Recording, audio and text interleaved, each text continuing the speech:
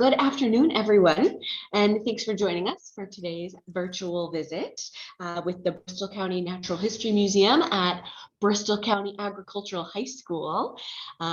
Few updates from the Old Colony History Museum before we officially get started. We are recording today's virtual visit, so if you can't stay or a friend wanted to catch it after the fact, you can do so. And tomorrow is the museum's photo scanning day. We do those on the first Saturday of every month. If you have photos from Taunton, come bring them to the museum. We'll scan them and add them to our digital archive. We do that all day long. And tomorrow is also Lights On in the city of Taunton. So the museum will be hosting some reptilian friends from 3 to 8 p.m. So if you are down here and celebrating, please come visit us and say hi. Next week, we are very busy. We're crafting every afternoon with our crafternoons, and we're making craft stick snowmen. We're getting really crafty on Wednesday evening, making faux stained glass art. And then on Thursday, we have a beer with Bronson that's focused on medical practices and medicine from the Old Colony's past. And then on Saturday, we're going to have a whole day long Christmas event that will wrap up with a live reading of A Christmas Carol. That's all right. Just wasn't sure where it was coming from. That's okay. I was getting the video in queue and it just popped up. There we go. All right, we're ready to go in just a minute.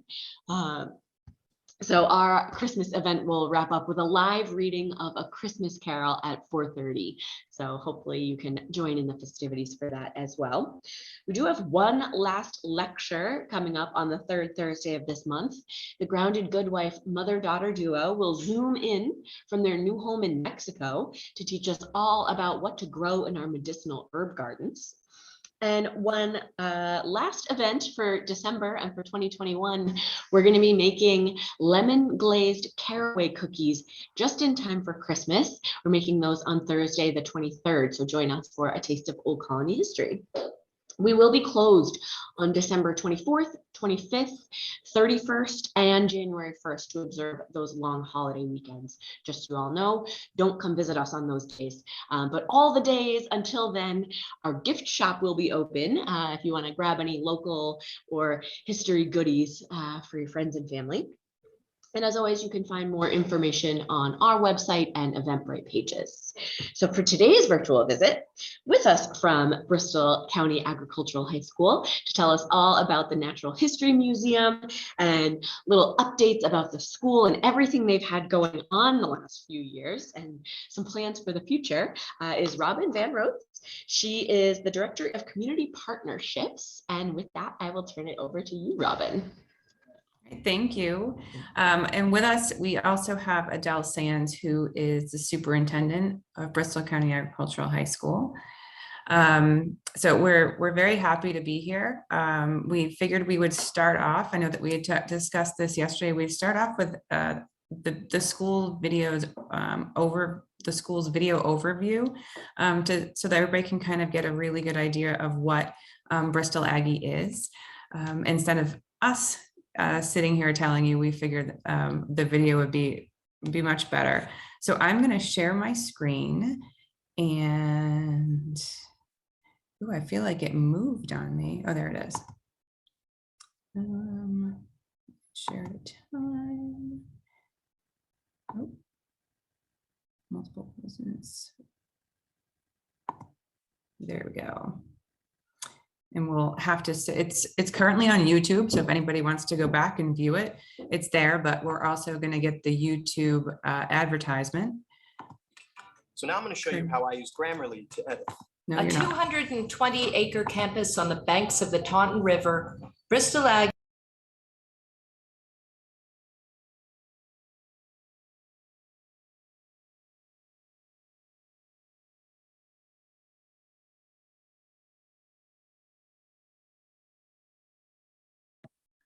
I think we lost the volume. I was going to say there's no sound, Robin. Yeah.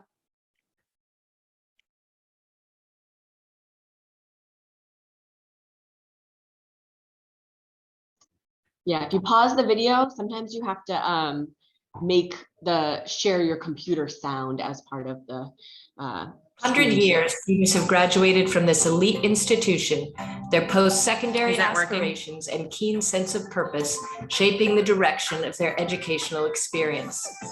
With 7 agricultural majors to choose from and rigorous academics, Bristol Aggie provides the perfect balance in education. Welcome to Bristol County Agricultural High School.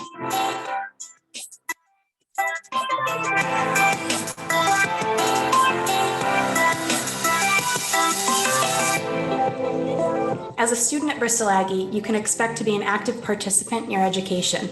In both academic and agricultural vocational courses, the content is rigorous and relevant.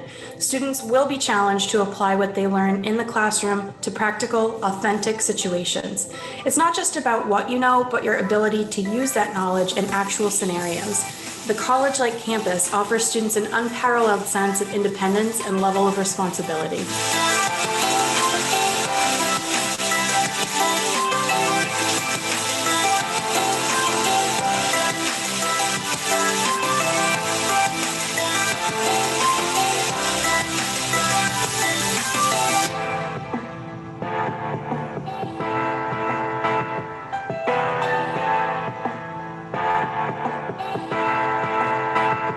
I think one of the crown jewels that makes Bristol Aggie is that we are a small school. You're not just a number. I always say here you actually get to know the students, you get to know the families, you get to know everybody involved. It truly supports the adage, it takes a village to raise a child, because we definitely work with students, parents, members of the community to really know and understand and support the child to become successful in 4 years. And not only in 4 years, but every day we want them to be successful.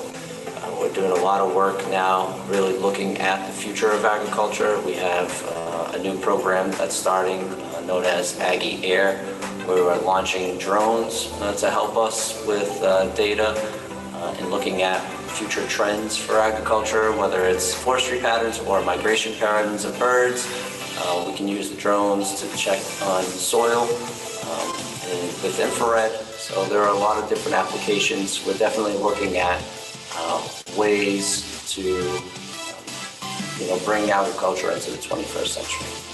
Our teachers here are so invested in the students. They are here early, they stay late, and it is truly what that student needs, not just bell to bell or 8 to 2:30. They're truly invested in the students to make sure that they're as successful as they could possibly be.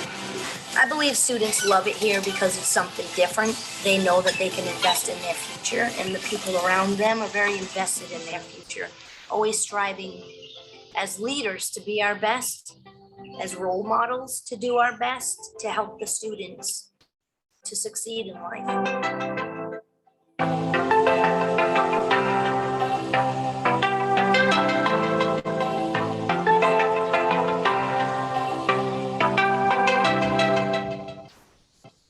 Hello, my name is Noah Miranda, and I was part of the graduating class of 2016. I was a small science major, and I now go to the University of Massachusetts Amherst, where I'm a double major in biochemistry and molecular biology and psychology with a concentration in nursing. Keep your mind open to all the different possibilities that there are, and really connect with people and figure out what you want to do, because this is such a period of growth. You have 4 years here, and only 4 years to really learn what you want to do before you go to college. So really enjoy it, keep your mind open to all the different possibilities, and make sure you connect with your teachers, because they're one of the best aspects of Bristol.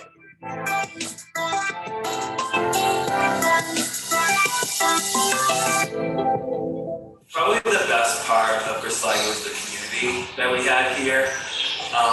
Coming from a really small elementary school where everything was, you had your group and you had a set of friends, and no one came out of that. When I came to Bristol Aggie, I had no one here.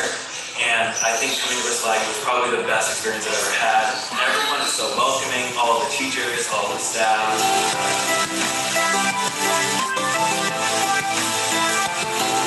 So going into freshman academy as a freshman, I wasn't like nervous per se, but I was on the verge of like, I'm excited, I'm nervous, I'm excited, wait, I'm still nervous, kind of feelings that you get like butterflies in your stomach. And you walk into this room and you'll have all these seats set up around the gym and you have to pick a seat. But this seat could determine who your friends are for the rest of your high school career. So you're freaking out, you're like, oh no, what if I sit next to the wrong person? What if they don't like me? Bristol Aggie is such a family, it doesn't matter where you sit down on that first day of freshman orientation.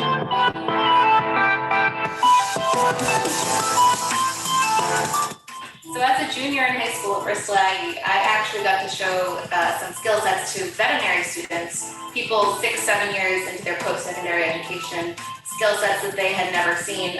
One of them being flipping a sheep. Some of these veterinary students actually fell over themselves trying to do these skills that I, a junior in high school, knew how to do proficiently. Taking animal nutrition at a college level was such a review after taking it at Bristol Aggie. I actually used my high school notes from the instructor to study for a college level animal nutrition exam and actually did very well using this instructor's notes. It truly prepares you, and although the classes seem very hard at the high school level, it makes them so much better when you take them at the college level.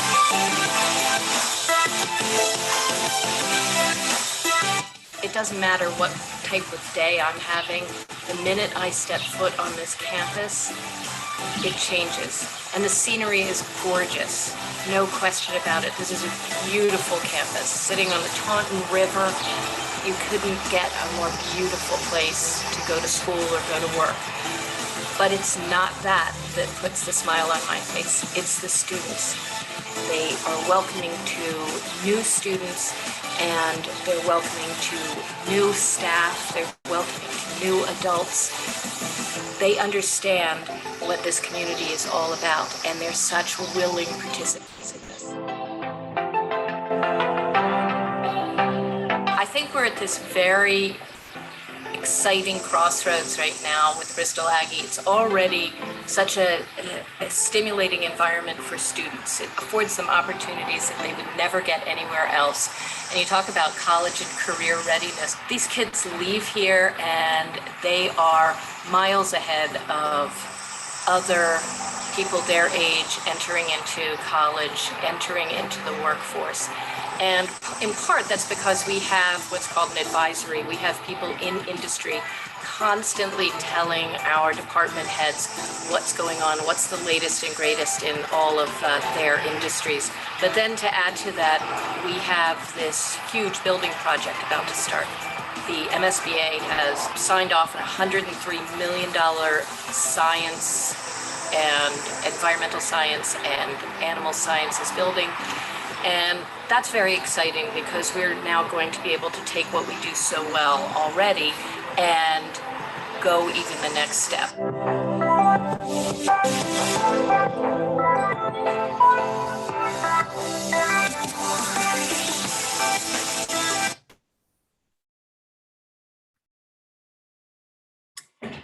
So that is our video. And this was done obviously a little bit ago because our buildings are up. Most of them are up. Both Adele and I have clearly grown our hair out since that particular video. So I do have a few photos of the new building that I can share. Building photos. So our campus does look a little different now. So as you drive by Center Street, that is what the new Center for Science, what Adele was speaking about at the end of the video. Over here on the left is the new Center for Science and the Environment. And then this is the new Student Commons, which is our new cafeteria and also community use space. So the History Museum is actually the entire bottom floor, this portion of the new building. So if anybody was familiar with our former museum, let me go back. the architects, when we had to take it down, it was an old post office and had been moved around a bit, and was not even close to any type of ADA compliant. They did this 3D walkthrough. Let me see if I can slow it down. There we go. So this was one of the displays that was up. So the museum itself is based on Bristol County natural history.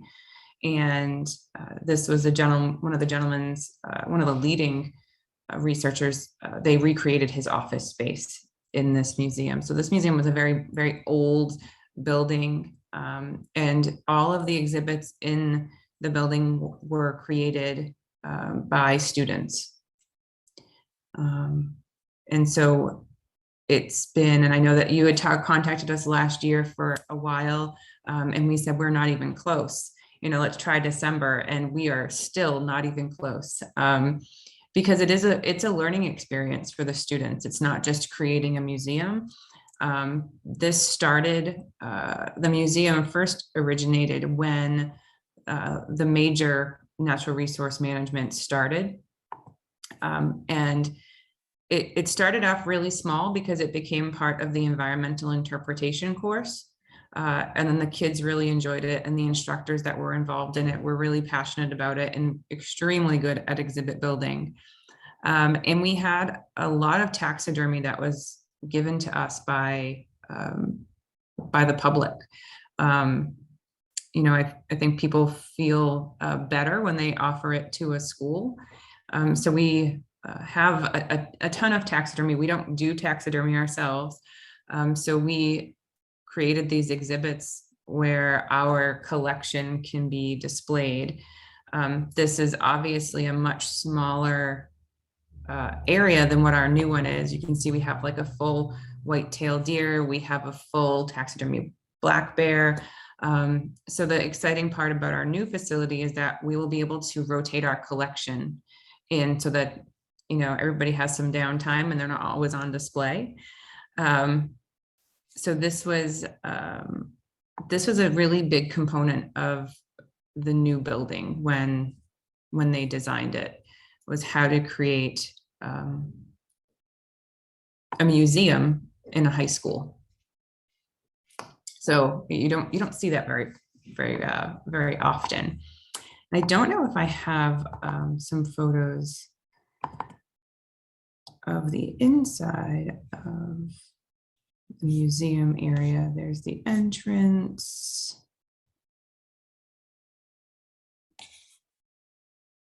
Oh, there's one.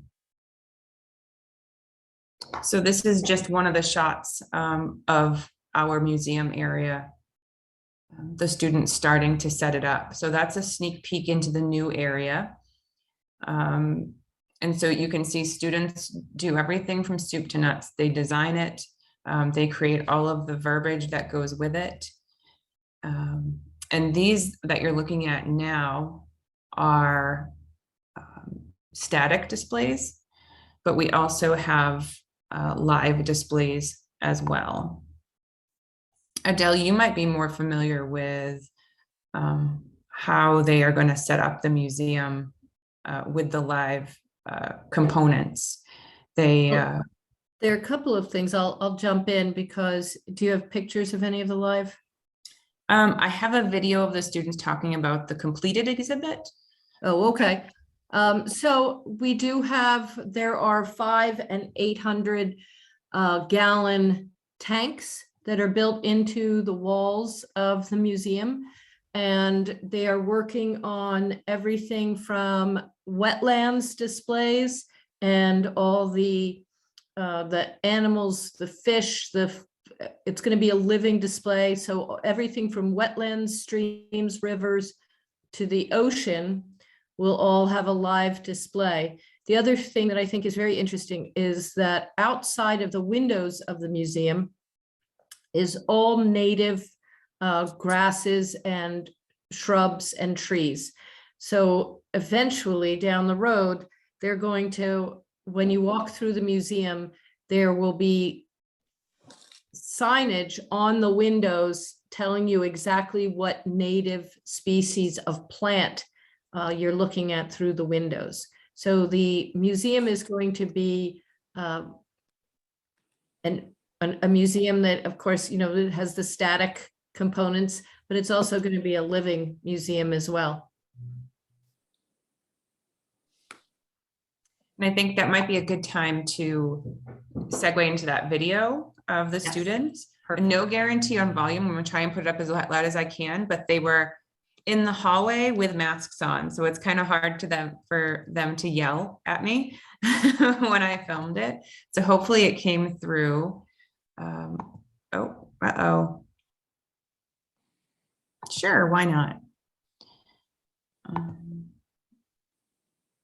We'll see. It doesn't want to open on Google Drive, so we'll see if we can download it and open it.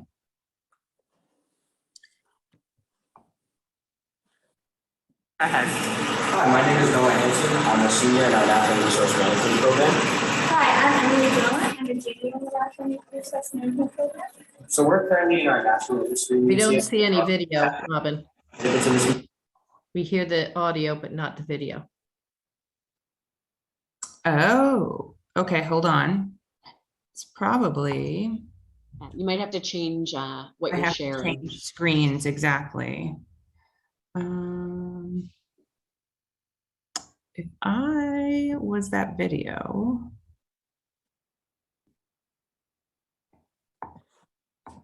Do you click? Probably this one.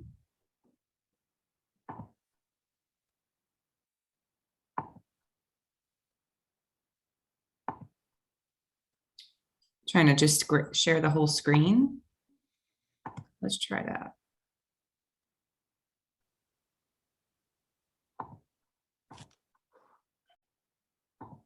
No, might have to go. All right, we're going to stop sharing for a second. I might have to share the whole screen.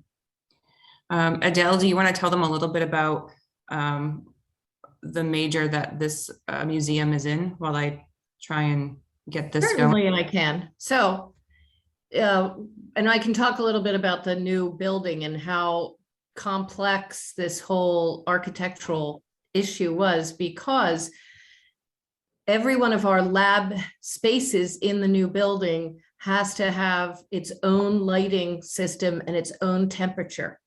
So if we're head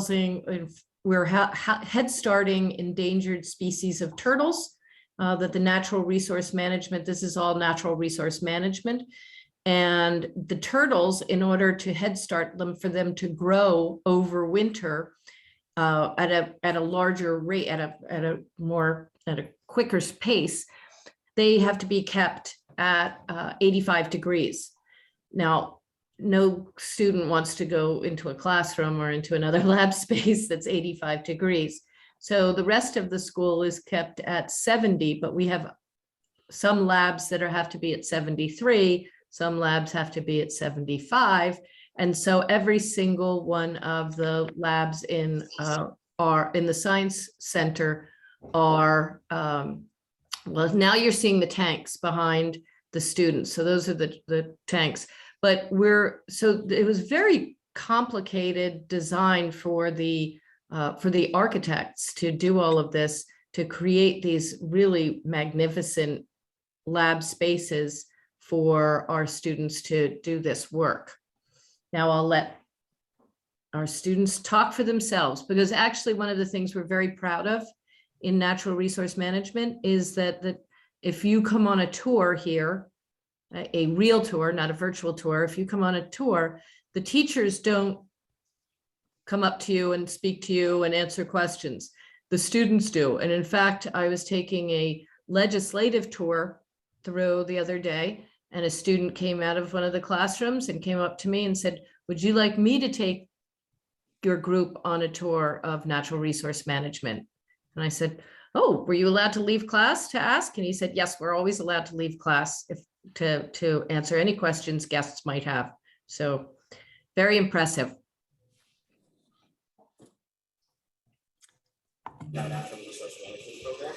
Hi, I'm Emily Dillon. I'm a junior in the Natural Resource Management program. So we're currently in our Natural History Museum. We have 8 live exhibits in this museum, which will display a flow of water from deep water oceans to freshwater lakes and ponds. Behind us are 2 exhibits that we've created thus far. We'd like to talk about This is our estuary tank. An estuary is where freshwater and saltwater meet to create brackish water. Several species in Massachusetts depend on this type of habitat, including the states and Adirondack terrapin, and several species of fish, including water dogs.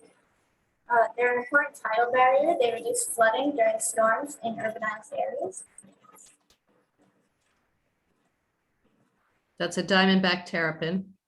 And the students actually figured out how to make the tide happen. So the tide does rise and fall in that tank and the other tanks. Wetlands are very interesting habitats. They house over thousands of species. Some aquatic plant species in wetlands are actually able to detoxify the water, allowing it to better the environment.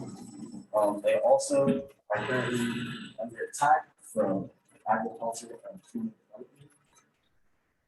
In this tank, we have an American bullfrog, as well as a people sunfish.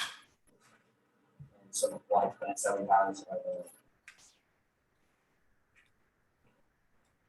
Can you tell me a little bit about how you went about building the exhibits?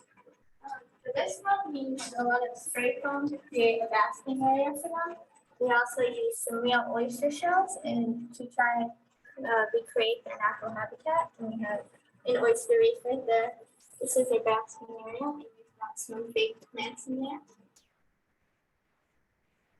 So kind of the same thing here. A lot of spray foam is used. A lot of the structure that you see on that outside was first created with egg crates or milk crates, and then we would spray foam onto that, and then we added in our big plants and living plants actually, and then the final step is adding in the water and then adding in our live specimens to the tank. So when we talk about students building exhibits, it's not they're purchasing pieces to put in the exhibits. They're actually building them and troubleshooting. You can't just buy an oyster reef.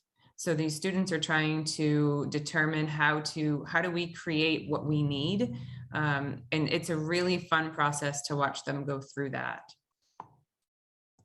Can you tell me a little bit about the museum itself? So this used to be located on the other site. And how did it come down? And what stage are you at right now?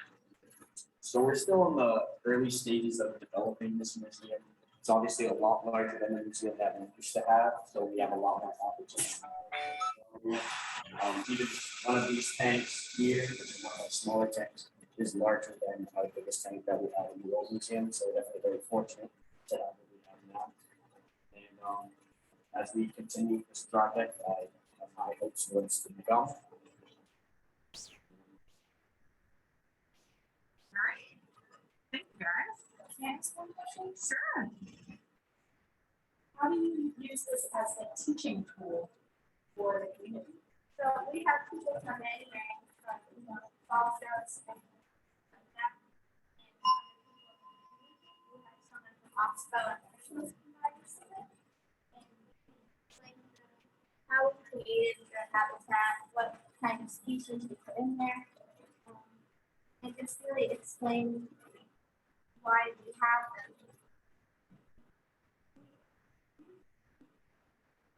So another question, where did a lot of this stuff come from? So how did we get all of these animals and all of these taxidermy species? So we're partnered with a variety of different fish and wildlife agencies, as well as some private businesses that we also work with that will provide us with some of these species. Obviously, housing an endangered species isn't something that you see in school very often, so we definitely need a lot of permits and stuff like that. But we do see most of our animals, if they're not endangered, we get them just by going out and collecting the specimens, which is also something we learn here. But if that is not the case, then we'll receive them from wildlife agencies like the U.S. Fish and Wildlife Service. Also, a lot of our taxidermy is donated by people from the community. they have, we don't make accidents. Great. So those are our kids. And there are 2 exhibits that they have completed so far. And they're actively working on, some of the others, but step by step we'll get there. And hopefully one day we can have everybody come visit in person and see our new Bristol County History Museum. I have just a quick question for you. Is BP, Bristol Plymouth, is that strictly for area students, or is it just Massachusetts, or, students from out of state can go there? So Bristol Plymouth is a vocational school nearby us. Yeah. We're not the same school. Oh, okay, so you're not associated with them? No, we're both Oh, vocational okay. schools, but we're an agricultural school and they're a technical school. Okay, so are you strictly for Massachusetts, or can out of states kids apply? Massachusetts. Massachusetts, okay. Now, you had said it was like $100 and some odd million. Was that donated by the government, or did some of that come out of our taxes? Where did that come from? It's That's a great beautiful, it really question. is. Yeah. Excellent question. So the way it works is that any school, any public school in Massachusetts, you can choose, if you happen to have all the money in the world, you can choose to build a building yourself, but we go through what's the Mass School Building Authority. So we partner with MSBA. We go in, and it takes a few years to get approved.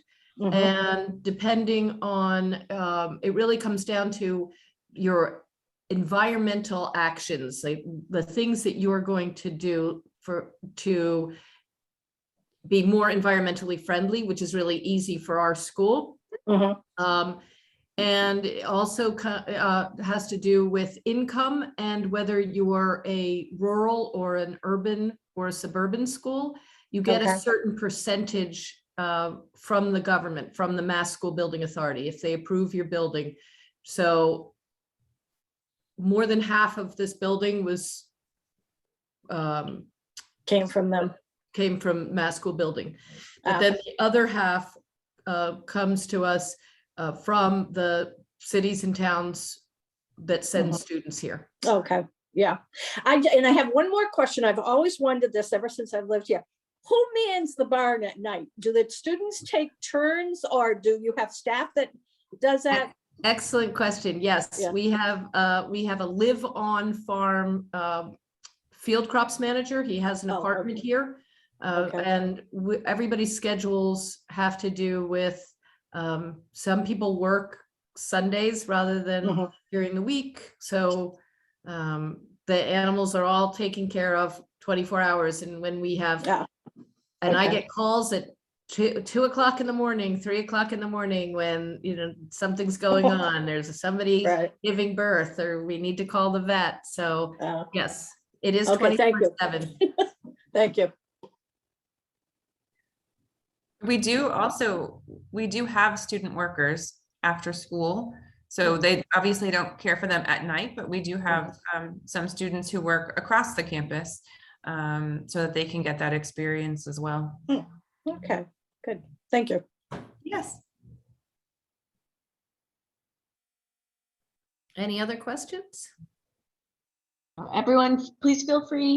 We have a nice small group, so you can unmute and just ask, or if you're uncomfortable or your device doesn't support it, you can always type it in the chat. We keep an eye on that. I am so curious about this museum. I can't wait to go see it. The kids are so well spoken, and you can tell they know what they're doing, and that experience comes through. They really do. They really do. These kids, in fact, Noah, I can tell you, the young man Noah is actually doing a research project that the department says is a master's level research project on microplastics. And he's doing a research project on microplastics in turtles. And so they have all the equipment. We purchased the equipment for him to do this research project, and he's He's very excited because it's going to tell us what kind of microplastics are in the Taunton River. One more question for you. Have you ever had any graduates go to the Boston Aquarium or even down the Cape, down to the big aquarium down the Cape? Yeah. Yes. Good. Yeah. That looks like a fantastic, room that they have done there. I'm hoping you have an open house on the whole place, next year. We will. Good. We'll have the fall show the way we used to. We're counting on it. We've missed it for 2 years now. So right. We really need to get back. Get everybody on campus and seeing all the amazing things that all these kids. Right. Right.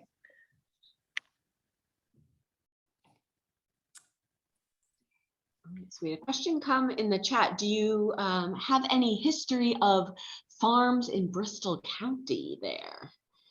Well, we certainly do have a lot of farms in Bristol County, all sorts of different kinds of we have plenty of beef farms, we have vegetable farms, we have, we have Westport Vineyards, it's a farm. So there are a lot of different farms, and we have relationships with a lot of folks who have farms. In fact, two of our trustees are farmers.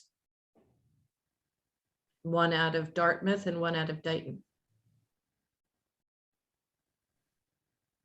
Oh, yeah, active and tons of agriculture here. So one of the things that makes us very different from other public schools is the fact that our students in the cafeteria, our cafeteria folks know how to handle and work with raw meat, which in most schools, in most public schools, that's not a thing anymore. But ours do, because our kids are fed our beef, our chickens, our eggs, our pork.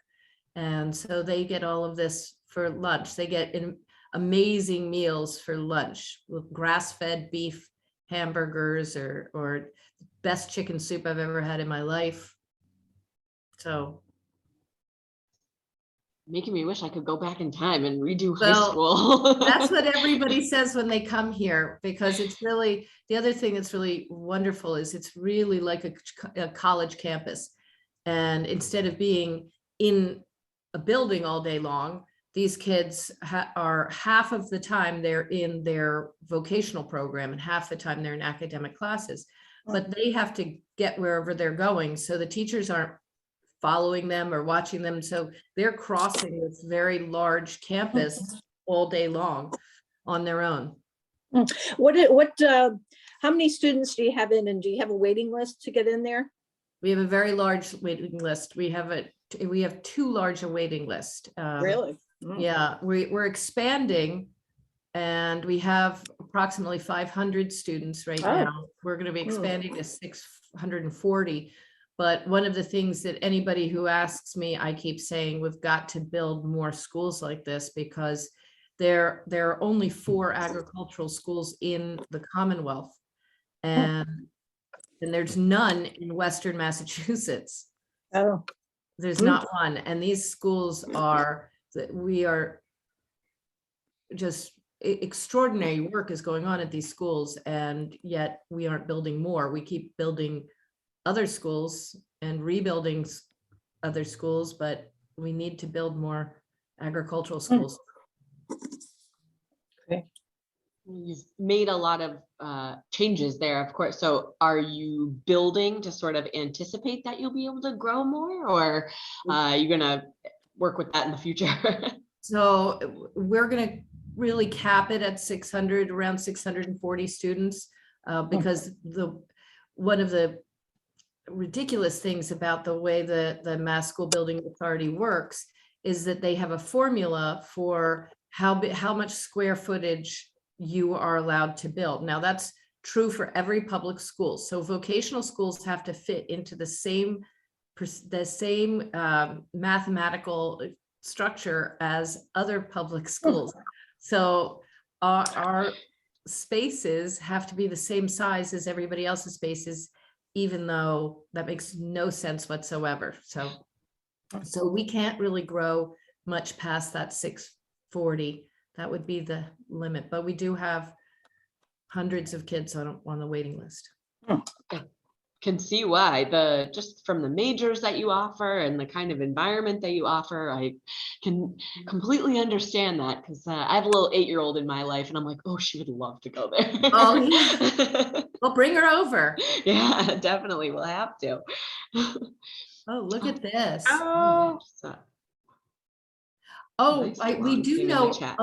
We do know a lot about the milk production back then, and interestingly, one of the things we talked about, because we are building a new state-of-the-art robotic dairy barn, and so that's going to be used by not just our livestock program, but also our environmental engineering program. The students are going to work on nutrition and actually methane. They're going to do some experiments with methane, decreasing the methane that cows give out. And the things that we do sell, so we do know back in the day when the school served milk right from the dairy barn right to the students. And our trustee, who's a graduate, talks about it all the time. Unfortunately, we're not allowed to serve whole milk to public school students. It's crazy. It's absolutely crazy. Public schools are not allowed to serve whole milk. So we can't even serve our own milk to our students. But we do sell, just so you're aware, we do sell our beef, we sell chickens, we sell eggs, we sell pork. We're going to have pork starting up again this spring. We do sell greenhouse plants. When the spring expo happens, we sell vegetables and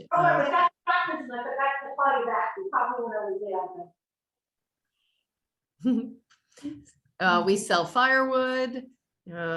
So we do. We sell quite a bit. So how do people go about purchasing that? Is it a CSA type program, or do you have a little shop? Well, so before, in our old animal science building, we sold it right out of the old animal science building, which was an old chicken coop. And so we sold it right out of there. Then, of course, we were all locked down, and we were in the middle of the building project at the same time. So we sort of curbed those sales, and all of the what we've produced is going right to the cafeteria. But we will be selling again, and then it goes up on the Animal Science Facebook page as well as the school website. No, I'll have to keep an eye on that. I personally have been looking for some local farms to work with as far as getting meat and milk and those sort of things. So it's good to know that we have somewhere so close by that we can do that. Yeah. Yes, we do. And Robert, I would hang on to that milk bottle. I know a lot of people that would pay a lot of money for that milk bottle from the school. We don't have any here. Interesting addition to the museum, maybe one day. Does anyone else have any questions? I know we're getting to the end of our time together. So if there's anything else that anyone wants to talk about, or anything we didn't get to, Robin or Adele, that you want to share with us, want everybody to know about? No, just please come visit us. We're always happy to take everybody on tours of the school and show off our kids. So please do visit. Awesome. Would someone have to make an appointment to do that? How would they go about coming? Could you just drop by, or how does that work? Best to make an appointment. You can either call Robin, or you can call my office and go through my secretary. It would be just fine. Perfect. All right. Well, I see that you guys clearly have your eyes and hearts and minds on the future. Everything you're doing is so incredible, and you can tell that you really understand where the future of agriculture needs to go. So that's fantastic. And all these local kids that are going to be able to really take us into the future. I'm excited to see more from you all. Excited to do another one of these when the museum is all done. Great, yes, absolutely. And yeah, we'll have to come by and see you guys sometime soon. Good. Would love it. Would love it. Awesome. Well, thank you for having us. Of course. Thank you so much for being here. This is fantastic. Great. So I hope everybody has a nice, safe holiday season and have a great weekend. If you're out there for lights on, stay warm and come by and see us. And hopefully we will all make trips down to Bristol Aggie very soon. Great. Thank you so much, Robin and Adele. Thank you. All right. Have a great afternoon, everyone. Bye-bye. Bye.